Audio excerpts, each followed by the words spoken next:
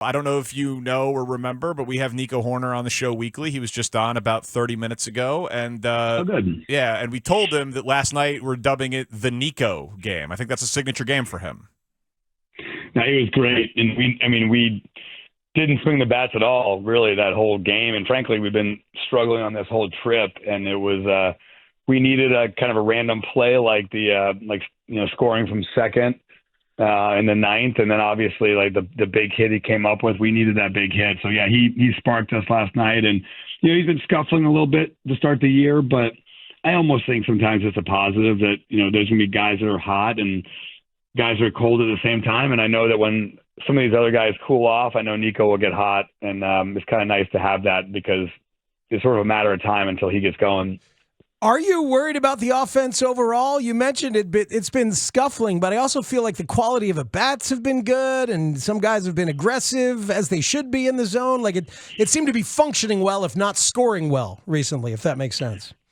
Yeah, I'm not worried about it. I mean, obviously Saya's injury is one that's going to take a little bit of a toll on the offense, given how he was swinging it and where he was hitting in the lineup. But I feel like in general, I totally agree. I felt like through the Dodgers series, it felt like our at-bats were really good and we were getting results. And I've seen it a lot of times. Teams go on the West Coast and for whatever reason they struggle a little bit. And we've had a number of guys on this trip that just haven't really hit. But yeah, my concern level is zero. It's just I just think it's a slump on the West Coast. And fortunately, we've been able to win these last 3 games without scoring a ton. And so eventually we'll get the offense going and they'll pick up the pitchers a little bit. Actually, I'm sorry. One more thing on Nico. He said that you guys have a swing decision metric. I already forgot what he called it. It was 15 minutes ago. But he said, that swing on the hit that drove in the game-winning run, it's going to grade out poorly. But what's it called? What goes into that? Basically, just decisions within the zone.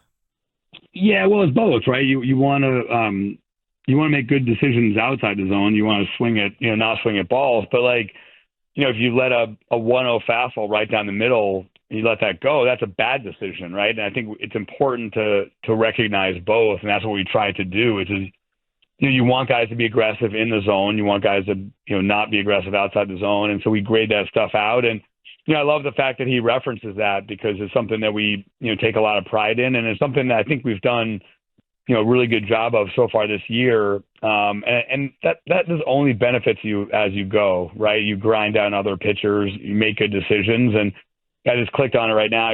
And according to how we rank it, we're still the top team in the National League that way. So it is important to us, and hopefully we can keep on having at-bats like that. So how's Christopher Morel been doing in that particular metric? Looked real good to start, but I think it's 0 for his last 18. First of all, physically, is he okay? It looked like the finger or the knuckle was an issue, and then 0 for 18 since he hurt it. Yeah, I don't know if if it's coincidental or not. I think it bothered him a little bit. Obviously, he hit the ball last night really hard and got really unlucky. He could have been a hero last night with that ball he hit to left. But we have a number of guys that have been struggling on this trip, and I think that when you look at Chris, I think he's below 20% strikeout rate still, which is really good for him, and kind of just a matter of time until he gets hot again. So we're talking to Jed Hoyer here on The Score, and you mentioned it earlier, and we should talk a little bit more about it. How does this Saya oblique injury, I know it's left v right, but how does it compare to the last one? Unclear. I think that it was, last time I think it was a more on one swing. This one kind of crept up on us a little bit. He says it wasn't on one swing, but hopefully he can heal quickly and get back. The time frame last year is a little hard to figure because he did it right before the first spring training game last year, which means he had no build-up, he had no at-bats, and so we had to take it a little bit longer last year with the rehab because he needed a spring training. So the hope is that, ideally he would come back a little quicker than last year's timetable. But, yeah, we're going to have to play without him for a little while. And he was really coming into his own really since the middle of last year, and looked great in spring training and looked great at the beginning of the year. And there's no reason to think he won't come back that way. But in the meantime, we have a hole in the lineup that we have to fix. Obliques can linger and be challenging. Is there anything to learn from the process of getting him back last year for him this year? Is the other one? Yeah, I mean, that's a good question. I think we'll be having a lot of debates and a lot of discussions about, sort of what led to it. Cause, last year was the other side. And, is there something about how he trains or something about him physically or, something about something we're doing? But yeah, certainly it's something we're going to look at and take seriously because it's the second oblique in the last year. And, we have to make sure we can keep this guy healthy. Was there any other player you considered other than Canario? Did PCA or Owen Casey hit your mind? No, I mean, I think, Canario was the right guy. I feel like we need some presence against left-handed pitching. And obviously, Wisdom is a guy who's also in AAA who's rehabbing and on his way back. And hopefully, he can, keep doing what he's doing in Iowa and he can be an option at some point as well. But yeah, Canario was sort of the obvious choice. So Jed, I know that this, but to sort of go to not kind of follow on that. I mean, I do think that's one of the things we're excited about. I think as the year goes on, our hope is that, some of these prospects will feel ready and will make some of those decisions. I think early on in the season, we're probably more likely to rely on the guys on the 40-man roster and let those guys play and let those guys develop. But, at some point, the hope is that when we have that kind of injury, then that can be an opportunity for a prospect that we've been kind of holding off the roster. We're so used to dealing with, there's all those prospects down there, but you got to be patient. But I don't know if, to your point, what you're saying, this is a year that begs for those guys to get an aggressive call-up if they fit. I mean, we've already seen it with Brown. It's not off the table that we might see who? Haugh, Casey, PCA, any of these guys during the course of the year, right? Well, yeah, I mean, obviously you have to do the right thing by the player. I think that clearly rushing guys, I think can have a negative impact. And obviously if you do that, they're also not going to help the team, either. So I think we have to be careful with that. But certainly we have a number of prospects that have spent a lot of time in the minors that have developed. And, I think if they continue to play well, I think that becomes an option. And, you mentioned Ben Brown. I mean, we optioned him in spring training and told him, to be the guy when something happened. And unfortunately, 5 innings into our season, we had the injury to Steele and he was the obvious guy. So, every day you sort of look at trade rumors or look at the email that goes around with all the roster moves on a given day. And every day there's a good player that gets injured around the big leagues. And sometimes it's your player. And that's just the game, right? If you take any one player off the team and you're not a good team, then that's the fault of your depth. And that's kind of how I try to look at it, that, we have to have, players that can step in for everybody. You don't like to lose anyone, but if you do lose them, we have to have the depth to withstand that. And, the Seiya injury and the Steele injury, and the Merriweather injury, those are good challenges for us as a team early in the season. All right, so settle a debate for us that we had the day after opening day. Spieg said you guys were definitely having internal conversations about trades. I was like, no, it's way too soon. They won't do that. Who was right? Yeah, no one really trades that early in the season. Thank you. I think it's something you talk about. You kind of ask who's available. That's what I'm saying. You brought it up. You're sitting there talking about it. Whether people are available or not is a different question, Jed. Sounds like Parkins was right on that. I don't know. Go ahead. No, I mean, you always talk about it, but the fact is that in my experience, it's just so unbelievably rare for someone to make a trade in April or even in May.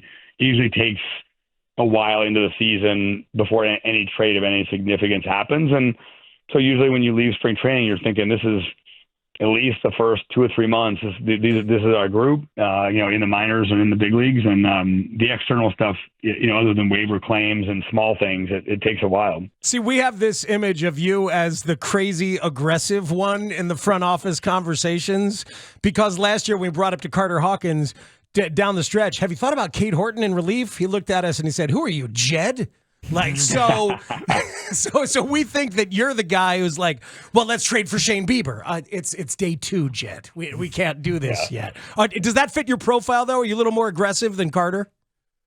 Well, he did. He's very, very long player development background. So I think that he's always going to take that position, which is great because, I do think that like I said, I think there's real damage that can be done if you grab a guy too early.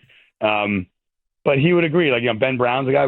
Certainly you look at him and you think, okay, you give him a bunch of starts in AAA to start the season, but that wasn't an option. And I'm so impressed with how he bounced back after that second inning in Texas. That was, you got killed, and then to bounce back and have 3 good starts, it shows some real resilience. And that's the kind of experience you just can't get in the minor leagues, and he's getting that, in real time right now, which is wonderful. We're talking to Jed Hoyer. We've talked to you about Kyle Hendricks so much over the years, and I think you said that he is your favorite player that you've interacted with the Cubs, or that you've never had a negative interaction. Everybody loves him, obviously. Does that make it more difficult when he's struggling, when your job is to be dispassionate and put the best guys out there? Yeah, I mean, yes, I literally the lowest maintenance employee / teammate I've ever had. He's incredible, and just a joy to be around. And I think you look at his career, I think he's just made the most of what he had over and over and over. And, I feel like he's had his times of struggles in the past, and he's gotten through them. And, my hope is that this is another one of those times. I feel like the third time through the order has really bitten him so far this year, and that's something obviously he's going to have to work through. He's also faced Rangers, Dodgers, Padres, which I think has been a tough slate for him early in the season. But yeah, he's obviously, he would say it, and he expects more of himself, and obviously we expect him to pitch well. But I think there's we have to remember we're 3 starts into his season. He's got what does he have, 29 more probably. So I think that giving him a little bit of leeway and time to work his way through it, I think that makes a lot of sense. And I try to remember over and over that, the things we think about in April and the things that we talk about in April, like so oftentimes by June, let alone August, seem so remote. So that's hopefully how I'm looking at this rough 3 starts that you look up and it was clearly a bad patch, and then he got going again and pitched really well. It's interesting because Assad has ended up in the rotation, and now Brown has ended up in the rotation. I wondered if Craig Counsell may have been a guy who utilized pitchers in bulk. We'd gotten so used to that as a philosophy, and now we've seen Keegan Thompson with 2 straight multiple inning appearances. Do you think Craig would have done things differently if he had bulk guys available in the bullpen to this point?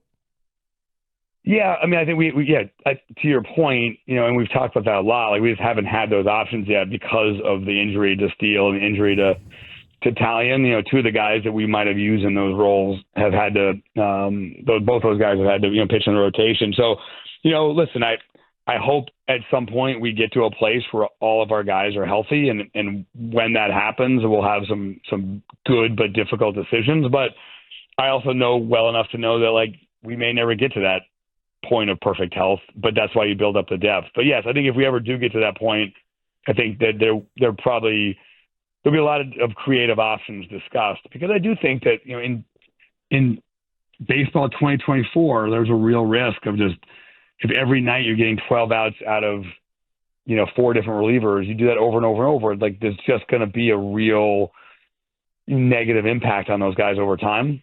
And so you have to find ways to either get more length out of your starters, or to use guys in bulk that can take the weight off those guys. So, and you just still win games while you do that. So it is Julio Teheran, who's now in the minors. Is that a rotation option that would help you have one of those guys as a bulk person in the bullpen? Is that appetizing on that level?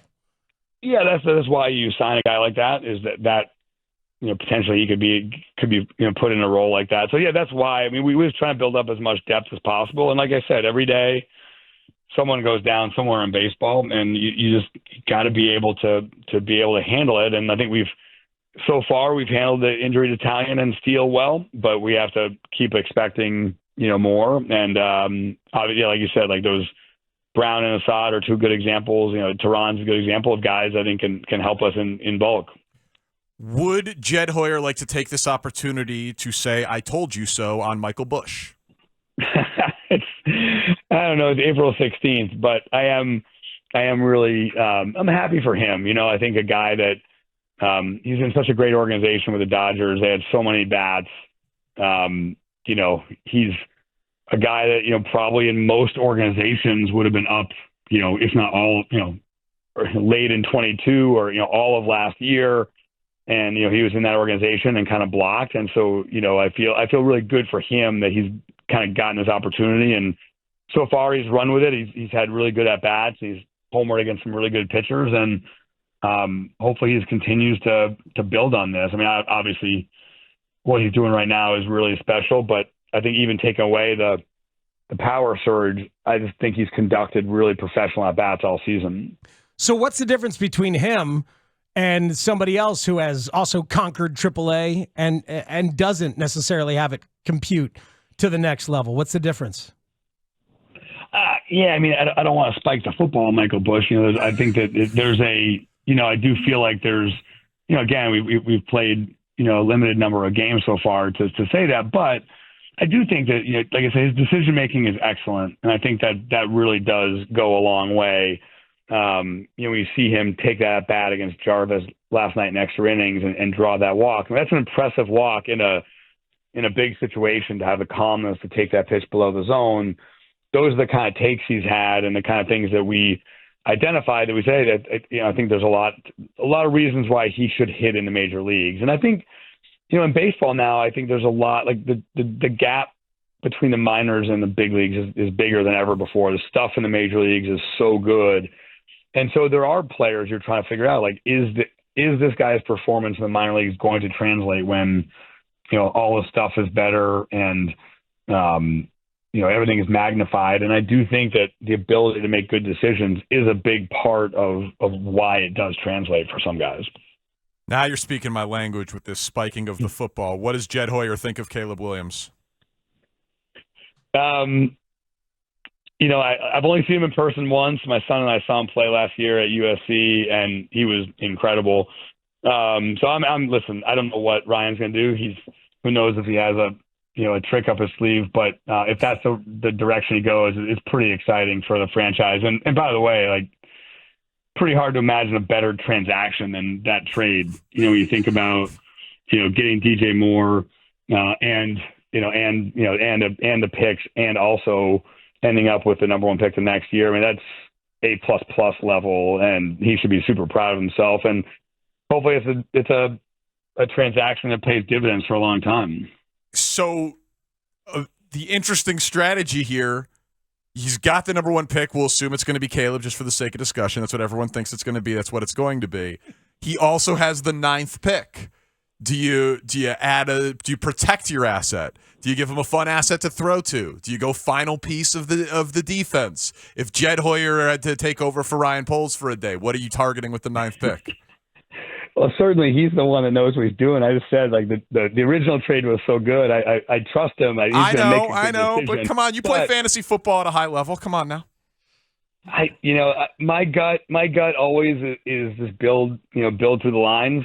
That's always like my gut on these things. Is it's super boring and it doesn't get the excitement on draft day. But ultimately, like, to your point of protecting the guy and making sure that you control the line of scrimmage, it just seems like the best teams are built that way, But again, it's really boring, but that's the, everyone wants skill positions, but you asked my opinion. I gave it to you. I did. All right. So two quick follow-ups on this. Will you ever go the Paul DePodesta way of trying to run a football team, Jed? Oh man. Yeah. Listen, I think everyone has the thoughts of different sports just because we're all into different sports, but sometimes it's kind of fun. Like in football, I can openly be, just a fan, I can just be excited about stuff. Like, I think I'm probably going to try to take one of my sons to the Bulls tomorrow night and hope they win the play-in game. And I just like to be a fan of other sports. Like, this has become, for, 24 years, this has been what I've worked on in baseball. And, like, I'm never going to get to that